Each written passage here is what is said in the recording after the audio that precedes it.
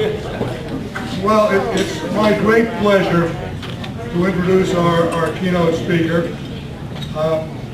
He is the grandson of immigrants. He actually got into working for the Republican Party because of the course he took at college. He had to do something political, and so he did. And that led to his becoming a congressman for 4 years, and then a 2-term senator. He's written a book, It Takes a Family. He's a commentator on wonderful stations like Fox News and probably some others that I don't know about. And most important, he's a hockey fan. I'd like to ask Rick Santorum to come up and talk to us.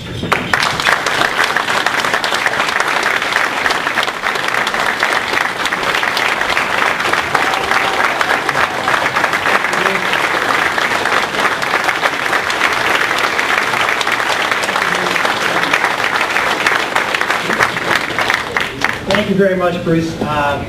You're here at the back. Okay, very good. I was instructed as I was working the back of the room to make sure that I put the microphone up close to the mouth so everybody in the back can hear. I always do what I'm told. I'm married with 7 children, so that gives you some idea that I'm used to being bossed around and with that household. And I just wanted to first thank you all. When I come to New Hampshire, the most common thing I get when I come to New Hampshire is, thank you for coming to New Hampshire. And people here are so generous and so genuine and so welcoming. I know you take the responsibility, and Jack was talking about it earlier, of being the first in the nation primary. And you know that folks like me, potential presidential candidates, are going to come up and visit. And there was part of me that expected when I came up here that it would sort of be like a job interview in some respects, where you sort of went in front of folks and they were sort of had their glasses down at the end of their nose and sort of looking at you, over their eye, over the tops of their eyes as they were examining your resume. But I felt just exactly the opposite. I mean, you people here are folks that understand the important job that you do. And you also understand that we're in a common enterprise together. That we love this country, and we want to do what's best for this country. And you understand how important this job is, particularly now that our country is in such difficult times. And so I just want to thank you. As someone who has watched this presidential process really from afar and frankly never thought I would be in it, I have come to really appreciate how special the people in this state are in doing the job of being the Human Resources Department for the United States of America.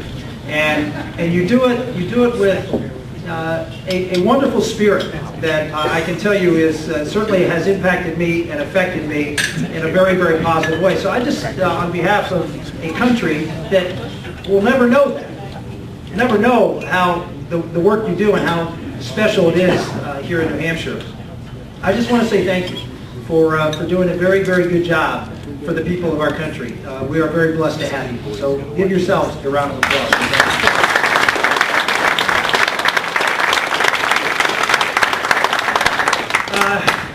I am traveling the country. I know that some people have asked me, what are you up to? And I said, well, I'm traveling the country. This is my 12th trip to New Hampshire. It's 12 trips. My first trip was actually April of last year, so it's 12 trips in less than 12 months, and coming up to this state. And I started coming up here and traveling around the country because I felt a very strong commitment to make sure that we first would do the most important thing, which was to win the next election in 2010. I traveled around with the 24 states and said the most important thing we can do, the most important election of my lifetime, at the age now I'll be 53 in May, the most important election of my lifetime was this last November election. because I believe that what was going on in Washington, D.C. was a foundational change in our country. Not just another government program, not just another group of folks who were mismanaging Washington, D.C. But we had reached a tipping point. We had reached the tipping point where the country that my grandfather, yes, my grandfather was immigrant, so was my father. He came when he was a young boy. That the country that they came to, not because they wanted a bigger house or a nicer car. The country that they came to because America stood for something different in the world. America was not just another country. America was, my grandfather spoke 8 languages. He lived in the northern part of Italy, which when he was a boy was part of Austria. He actually fought in World War I for Austria. And after the war, it became Italy. He knew lots of countries and visited lots of places. And he came to this country because he knew something that all of our ancestors knew about America, felt about America, believed about America. America wasn't a piece of land that was attached to some sort of ethnicity. If you look around Europe, where most of our ancestors came from, the lands were lands that were attached to tribes or to ethnic groups. That wasn't America. What made America different? The reason it called my grandfather and my father and so many others, because America stood for something different. America was a country that was about an idea, not an ethnicity. And the idea was described, I think, best in our Declaration of Independence. You hear lots of folks, I hear it here in New Hampshire, talking about the Constitution. Hope is right. It's a limiting document. It's a great document. But to me, I love the Constitution, but I'm a Declaration of Independence guy. Because that's why my grandfather came to this country. The Constitution was the how. The Declaration of Independence was the why, the what for, who we are. And in that Declaration of Independence, the gift that America is to the world was described. This gift that we are a group of people, all created equal. Think about that. Now, we take that for granted here in America. Yes, we're all created equal. Is that true? Are you as strong as him? Are you as smart as her? We're not equal. Why are we equal? Because our founders understood we are equal because in the eyes of God we are equal. We are equal because we are all creatures, gifts of God. And they went on and enumerated that. They said, we are endowed by our Creator with certain unalienable rights. Among these, life, liberty, and the pursuit of happiness. We are endowed by our Creator with rights. Again, we take that for granted in America. But that's different than every other country in the history of the world prior to that time. No other founding document of any other country ever said that. Why?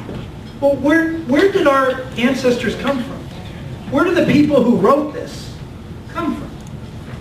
Well, in this case, the people who wrote this came from England. Did England have a document saying that you are endowed by your Creator with rights? No.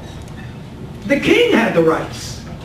The king was endowed by God with rights. And he would spread the wealth around.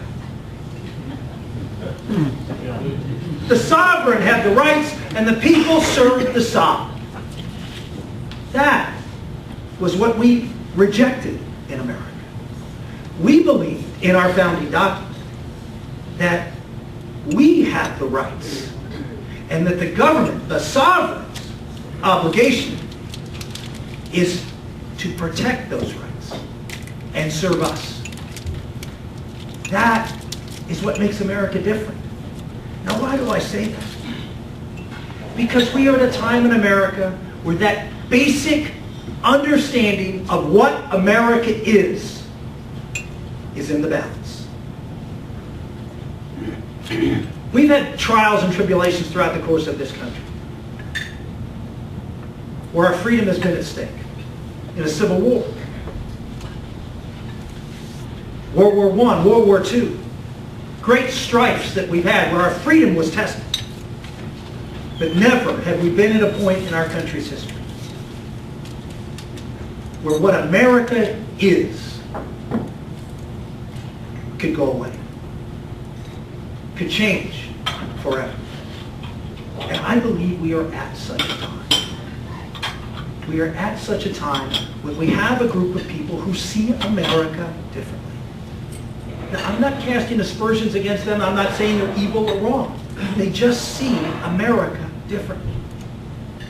When President Obama traveled around the country in 2008 and talked about hope and change, fundamental change, he meant it. He meant a fundamental, foundational change in what America is.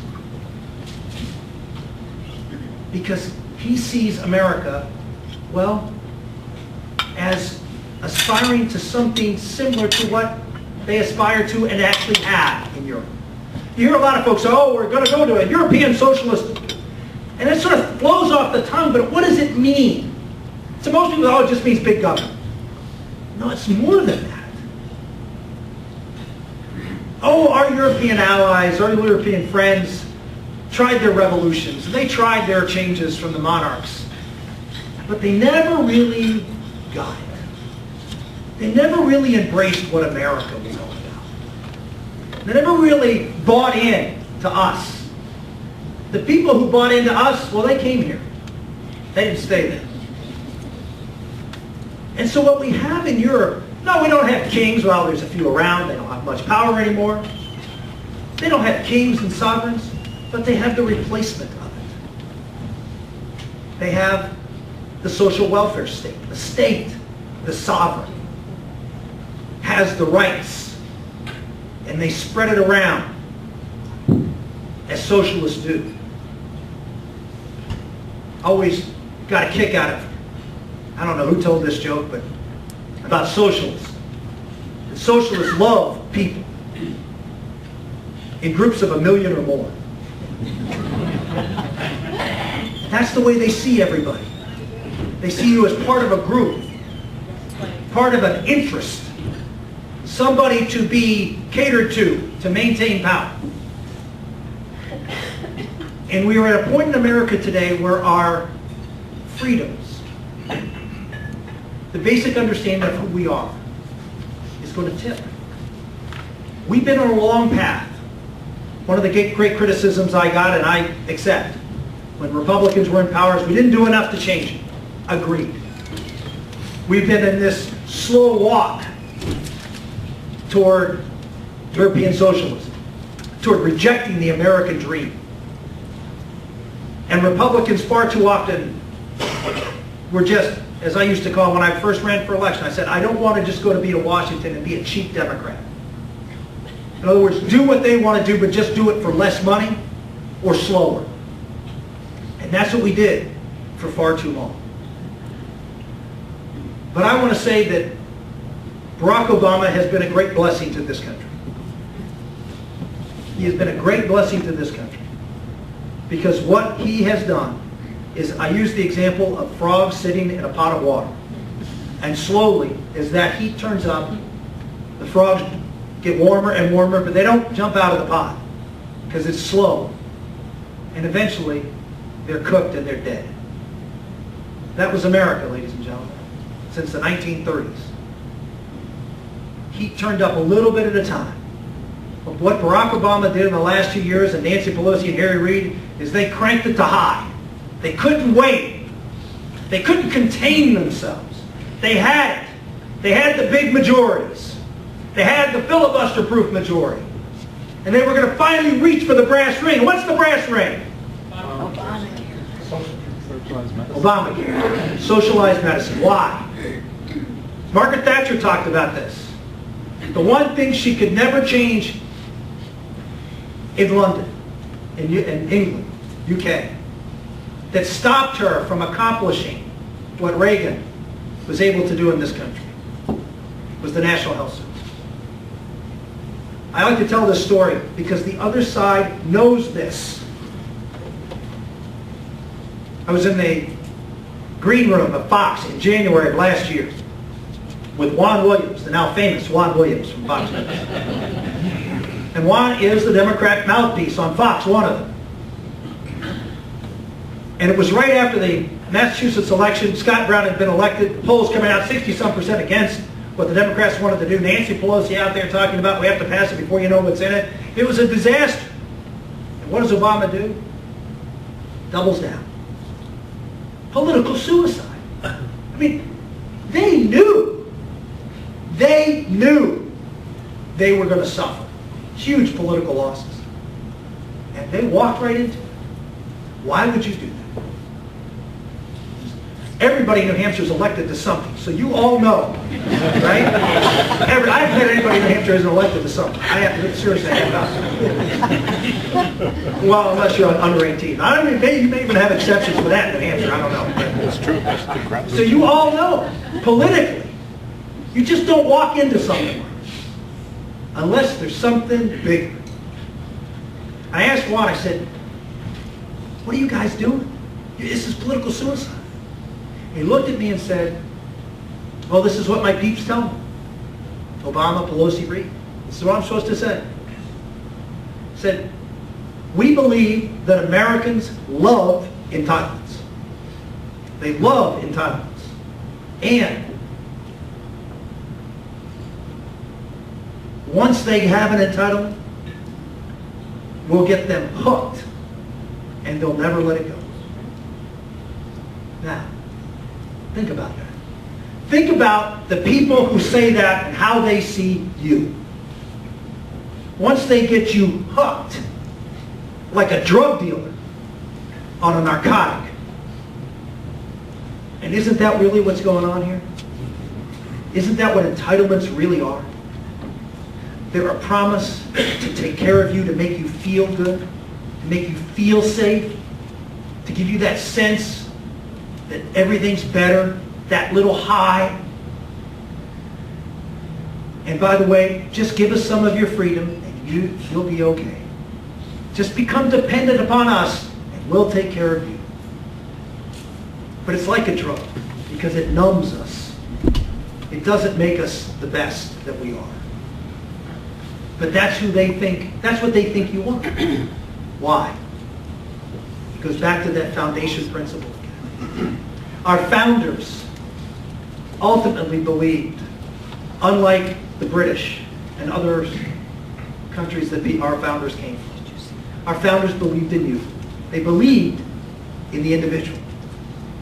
They believed in a system of government that wasn't a system where we gave power to people here at the top so they could plan how everything is going to work in society, to make sure things are fair, to make sure that those who deserve resources or rights get them. Our founders believed that our country was about creating a system where you would be free. That is the objective of America. It's not to create a strong military, it's not to create a strong economy, it's not to create anything other than an atmosphere in this country where each and every one of you could use the rights that God gave you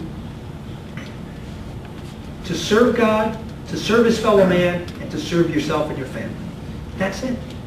That's what our founders believed. And that if we created that opportunity for everybody, it would change the world. Because we would have this dynamic freedom where people could pursue their dreams, could provide for themselves, wouldn't be told what they can do or can't do in the sense of a government. But this dynamism would change the world. And ladies and gentlemen, it has. For 1,776 years, life expectancy did not change in the world. The time of Christ to the time of the Revolution, life expectancy was 35 to 40 years of age. Nothing changed. Oh, sure, there were times a little better, a little worse. But foundationally, quality of life didn't change markedly. And then America happened. And in 200 years, life expectancy doubled. Was that something that just happened by the fact, well, it was that time that things were going to change? No. Did it happen in the Islamic world over the last 200 years? Did it happen in China? Did it happen in communist countries? Did it happen in these socialist republics? No. It happened here. So here we are in America today, having changed the world, and we've lost confidence in ourselves. We've lost confidence in us, each and every one of us, that we now, as a people, think that Washington can do this for us, that Washington will be better to do this for us, and that we can't handle the freedom that our founders gave us. We need to be the party to paint the vision of America, of one that believes in us again, that believes that our better days are ahead of us. I've been accused of being a social conservative candidate. Yes, I am. I believe that America is a great moral enterprise. I believe that our founders thought America was different, and that yes, it was endowed by our Creator. And yes, I believe that we need to be a country that respects every human life. I believe that we are a country that should respect the importance of the family, of what it means to America, what it means to have a strong family and community unit. Because without that strong family unit, without these strong communities built by strong families, you can't have limited government. We need to have a strong, bottom-up country that believes in the power of the individual, the strength of the family to knit that and mold that individual, and communities that can solve problems so we aren't automatically going to Washington, D.C. That's the vision of America. That's what we all bought into when our ancestors came to this country. Our challenge in this election is to go out to the American public and sound the alarm and sound the hope and optimism of reclaiming what America is all about. Our founders knew, they wrote about this, that the easiest thing for them to do was to establish freedom. The hard part would be to maintain freedom. And what is at stake right now is maintaining the basic freedoms of America. We have a great opportunity. Everybody in this room, disproportionately so I might add, because you are New Hampshire. You have a great opportunity to strike a blow for freedom. You have an opportunity to do something that not every generation of Americans called on to do. Most American generations get up every day, get their kids off to school, do their job, go play golf, whatever it is. They can live a normal life.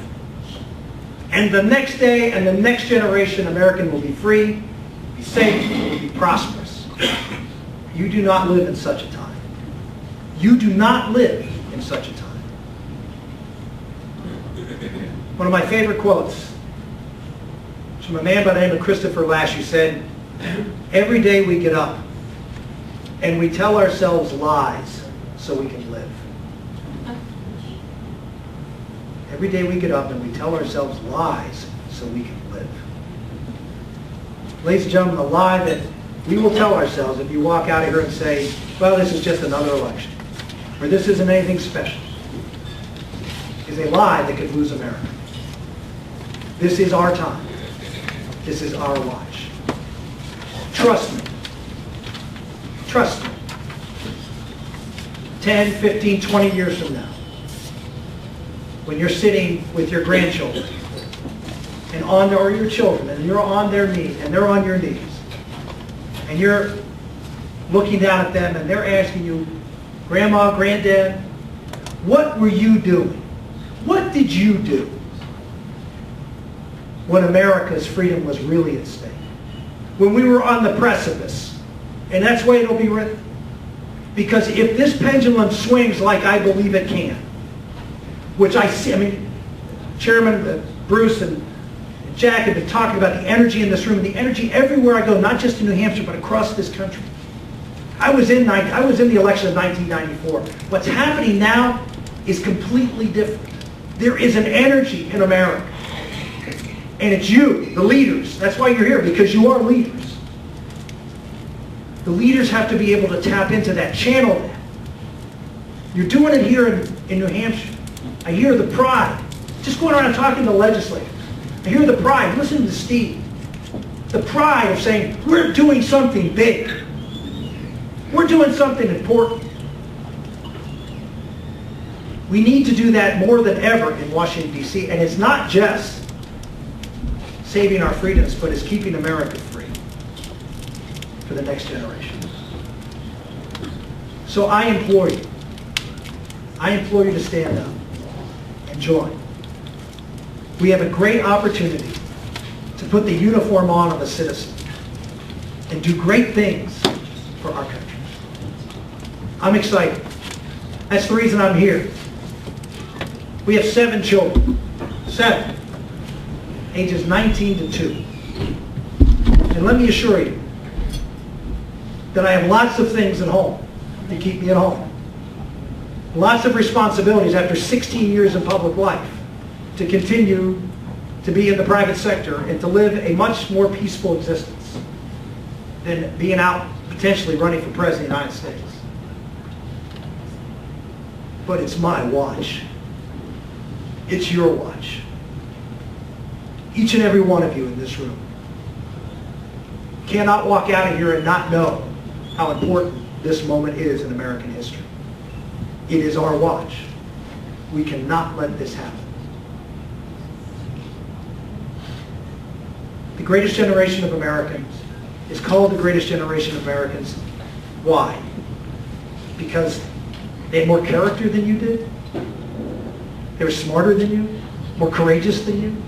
No. No, the greatest generation of Americans had none of those things, in my opinion. My father was part of that generation. He just passed a couple of months ago. He was a great man. But there's a lot of great men and women in this room.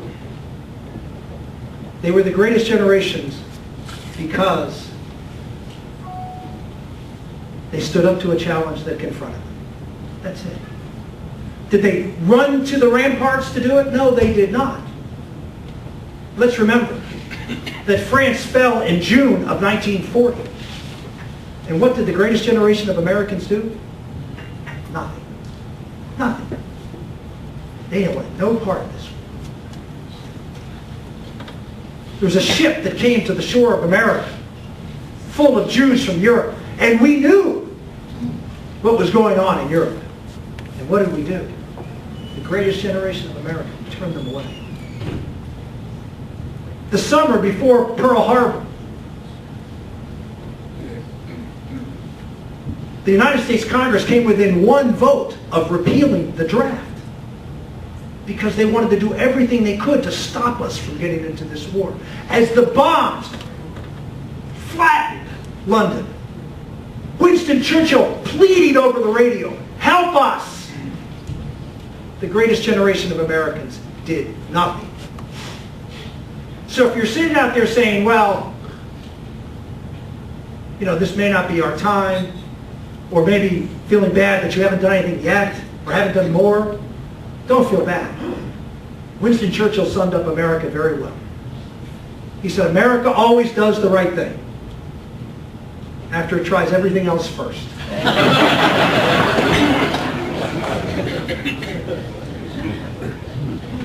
We've tried everything else. We've tried. It's now our time. It's now your watch. It's now our history to be made. Thank you. God bless. I'll be happy to take questions.